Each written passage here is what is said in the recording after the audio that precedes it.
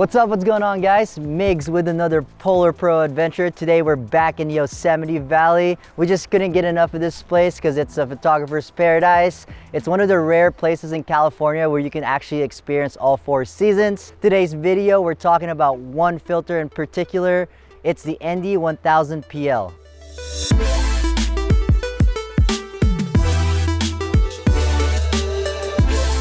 You may never thought about it or even knew that this filter was on the market, but this high value neutral density filter not only reduces exposure, but also reduces glare and reflections as well. It's a 10-stop neutral density and polarization filter all in one adjustable lens element. Rather than stacking filters to get the same effect, which introduces noise, artifacts, and color casting, shooting through a single piece of glass means less image degradation. So let's see what this filter can do. So at this time of the year, it's pretty dry out here in Yosemite and not that much movement's going on, but this looks like a pretty good spot for us to try out the time-lapse and long exposure photos. Don't forget your tripod.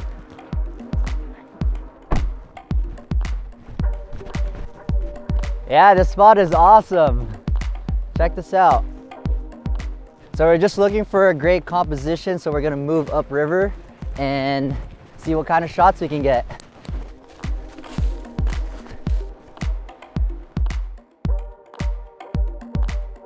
Whoa, woo! Yeah, so this looks really good right here because there's moving water and then we got El Cap in the background, so we're gonna try to get that shot. Set that up. Woo! All right, so to get this started, we're gonna start off by using our app so we can be able to expose the photo correctly for the long exposure photo. So right now it says it's 1/400 shutter speed, so we're gonna put that on the app. Right there, 1/400. So we're gonna use the ND1000 PL, so you're gonna have to put that right here. And we're gonna have to do a 2.5 second long exposure photo for this one.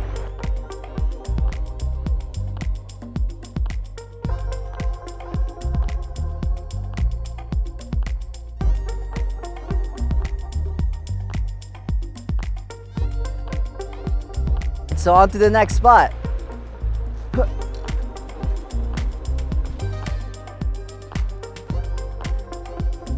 Oh, that looks actually really cool over there. All right, well that spot didn't work, so we're gonna try this one. This lens is perfect for creating long exposures in bright sunlight, like the conditions we have here, where the harsh sunlight is reflecting off the crystal clear water. We'll adjust the polarization to where we want it by rotating the outer lens bezel, and then we'll show you what that adjustment looks like through our lens. You can see in the example how the polarization aspect of the ND1000 PL cuts down the glare on the surface of the lake and the sky, and by doing so, it increases color depth. With a long enough exposure time, the heavy neutral density enables natural blurring to moving objects, like the water that we have in our exposure, which turns out looking like a pastel painting. Notice how the polarizing filter in this case not only reduces glare on the water, it also darkens the reflections of the trees and El Capitan in the background. So it doesn't look like there's any movement in the sky. There's no clouds out here in the park today. Bridal Veil Falls is just right there in the shadows. It doesn't seem like the sun's gonna hit it, but maybe it will when we get over there. So we're gonna shoot some time lapses and try it out. If that doesn't work, we're gonna go to a secret lookout spot for Half Dome.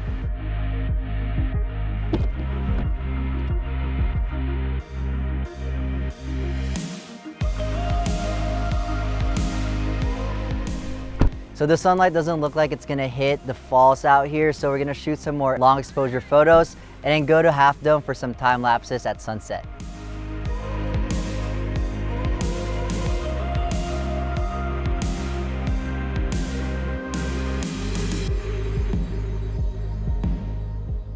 So the falls didn't work out and Half Dome didn't have a lot of motion, so we found another river. So we're gonna shoot some time lapses here and we'll see what we can get.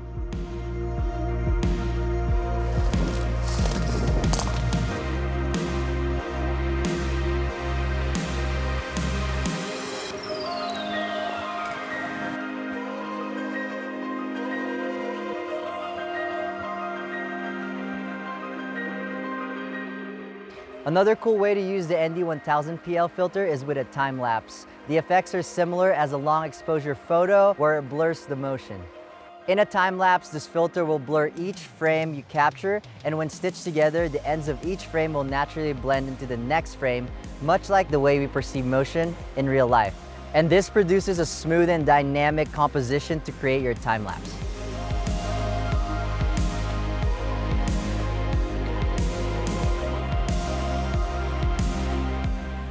So the time lapses are almost done. For the next shot, we're gonna head over to Tenaya Lake and we'll show you another way to use your ND1000 PL filter.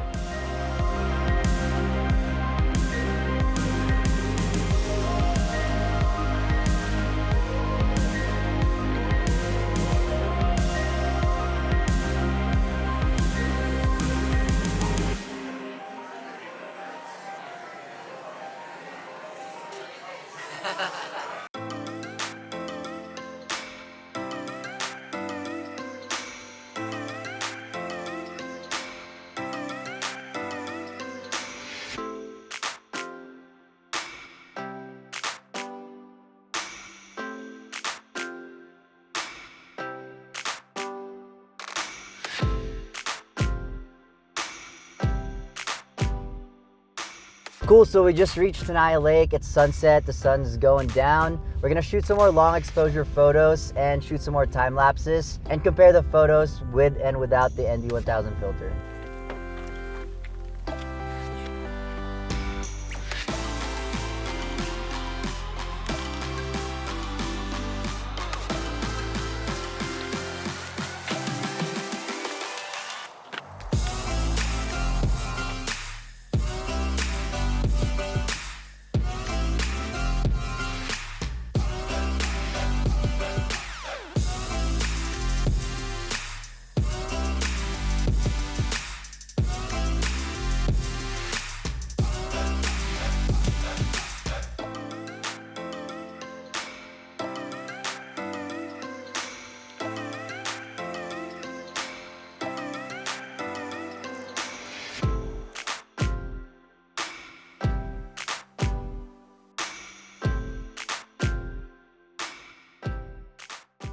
So we got some pretty cool shots today. So for the next sequence, it's gonna be pretty similar to the first one, except we're gonna put a pan to the time lapse and we're gonna try it with and without the ND1000 PL.